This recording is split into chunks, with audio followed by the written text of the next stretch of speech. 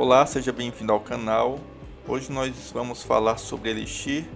Vamos estar falando dos tipos básicos de Elixir, né? Lembrando que estou utilizando como guia, né, o elixirschool.com, e nesse site você também vai ter todo o conteúdo em português sobre o Elixir, né? A ideia desses vídeos é poder passar exatamente o que o Elixir School está colocando, está propondo lá, e oferecer alguns comentários, né, algumas informações adicionais que ele não tem, né, baseado na minha experiência de desenvolvedor em Elixir. Então vamos lá. Estou utilizando também o VS Code, né, o Visual Studio Code, que é um editor de códigos muito poderoso, que você pode instalar plugins, né, tem muitas coisas mesmo, muitas coisas interessantes. Vamos estar utilizando ele durante todo o processo. Inclusive é o editor que eu utilizo para desenvolver os sistemas que eu faço. Então inicialmente a gente precisa verificar se realmente o Elixir está instalado. Então estou pressupondo de que você conseguiu instalar efetivamente tanto no Linux, no Windows ou no Mac o Elixir. E aí a gente vai poder então começar a entender um pouco como é que funciona essa linguagem de programação. Então, com o VS Code aberto, eu digito o comando Ctrl Shift crase. Então você tem o terminal. Com esse terminal eu consigo verificar se o Elixir está instalado digitando o seguinte comando IEX, tá bom? Então o IEX ele abre o modo interativo do Elixir e apresenta também as versões que ali estão. O Elixir é uma linguagem de programação muito robusta que utiliza todo o poder do Erlang. Então, com o IEX, a gente consegue ver a versão que está rodando no Erlang, que é o OTP25, e o Elixir 1.14, que é a última versão nessa data aqui que eu estou fazendo o vídeo. Então, com o IEX, a gente consegue avaliar várias expressões, consegue realmente rodar códigos aqui dentro, criar códigos aqui dentro e rodar, que não vai ser o nosso propósito. A gente vai primeiramente avaliar algumas expressões, né? Conhecer alguns tipos básicos, e depois a gente vai começar a escrever nossos arquivos e aí executando a partir dali, que se torna muito mais interessante, uma vez que a gente consegue salvar o nosso progresso, né? E criando sempre um histórico daquilo que a gente foi construindo. Então vou aumentar aqui essa tela do meu terminal. Uma coisa interessante é que se eu quiser sair dessa tela, ele até dá uma sugestão aqui, né? Pressione Ctrl C. Se eu apertar o Ctrl C, ele aparece uma segunda mensagem dizendo o que eu quero fazer, né? E eu aperto o Ctrl C de novo, ele realmente fecha esse ambiente interativo do Elixir. Então eu vou dar um clear para limpar minha tela e rodar o IEX novamente. Pronto, agora vamos começar então seguindo um pouco ali as instruções do Elixir School. Primeira coisa que ele fala de tipos básicos são os inteiros. O que é um inteiro? Inteiro simplesmente é um número que não tem a parte decimal, né? Então 10 é um número inteiro, 1 é um número inteiro, 5 é um número inteiro, 0 é um número inteiro e menos 5 é um número inteiro. Então números inteiros compreendem entre números positivos, negativos e o zero, né? Temos um suporte, né, para números binários, octais e hexadecimais também no Elixir, né? Então, para eu acessar um número binário, né, eu coloco 0B e aí eu coloco a parte do número binário, né, 0110, por exemplo, e é isso que é um 10, né? Como no exemplo ali do Elixir School, 0110, isso aqui tem que dar um 6. Pronto, então você tem ali um octal, que é o 0O, e aí você coloca um número octal depois, né? E hexadecimal 0x, aí você bota um número decimal, um F, por exemplo, 31, daí você vai ter um número inteiro. Números de ponto flutuante. O que é um número de ponto flutuante? Número de ponto flutuante, na verdade, é um número real, ou seja, é um número com a parte decimal, né? Por exemplo, 1.1, esse é um número como chamado aqui na linguagem de programação aqui no Elixir School de ponto flutuante, né? Então é um número decimal, né? 1.20.5 também tem os números decimais elevado à potência, né? Por isso se coloca o E, né? Então 1.0 elevado a menos 10. Números booleanos, na verdade não é números, né? Mas é um tipo é um tipo básico, né? Um tipo de informação dentro do Elixir que são os booleanos, né? Booleano é do tipo verdadeiro ou falso, né? E a gente tem duas formas de escrever isso, né? A gente tem a forma de escrever true, que é verdadeiro, e false, que é falso, né?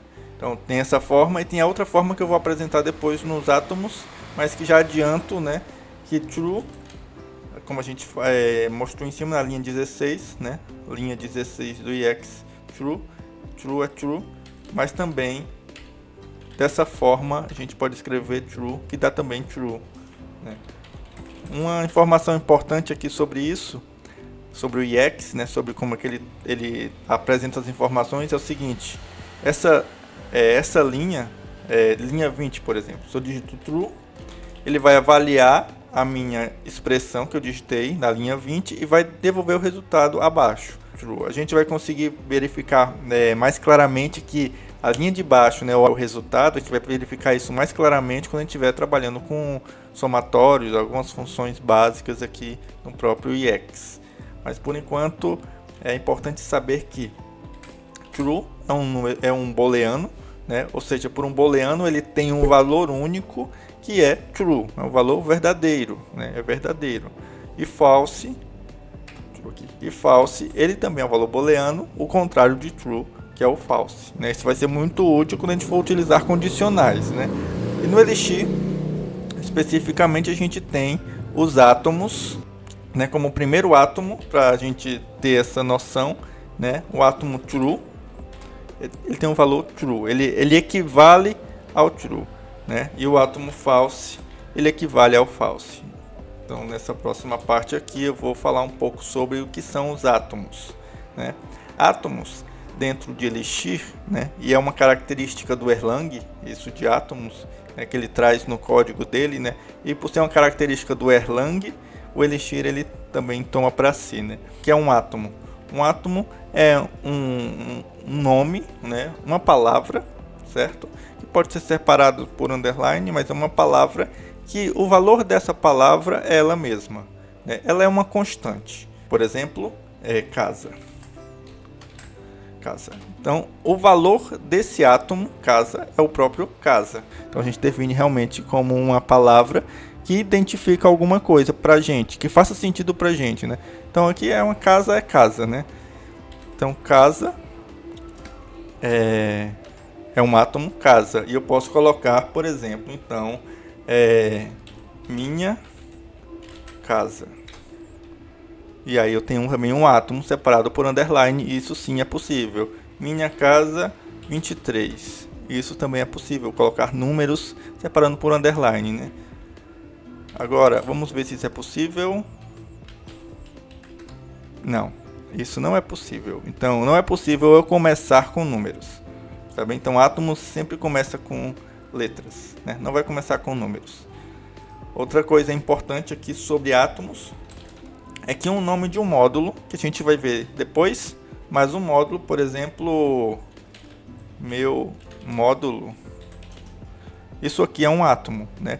Se a gente utilizar uma função para avaliar isso, né, isAtom, que é uma função nativa do código, né, nativa do Elixir, então a gente vai ver que ele vai retornar true. Então, isAtom, meu módulo é um átomo? Sim, é um átomo. Só um detalhe à parte, né? Um módulo ele sempre vai começar com letra maiúscula. É interessante saber que ele é reconhecido como um átomo, certo? Mas se a gente for utilizar átomos no nosso código, é bom utilizarmos dois pontos e aí escreve um nome interessante, né? Nome interessante. Então, isso é um átomo.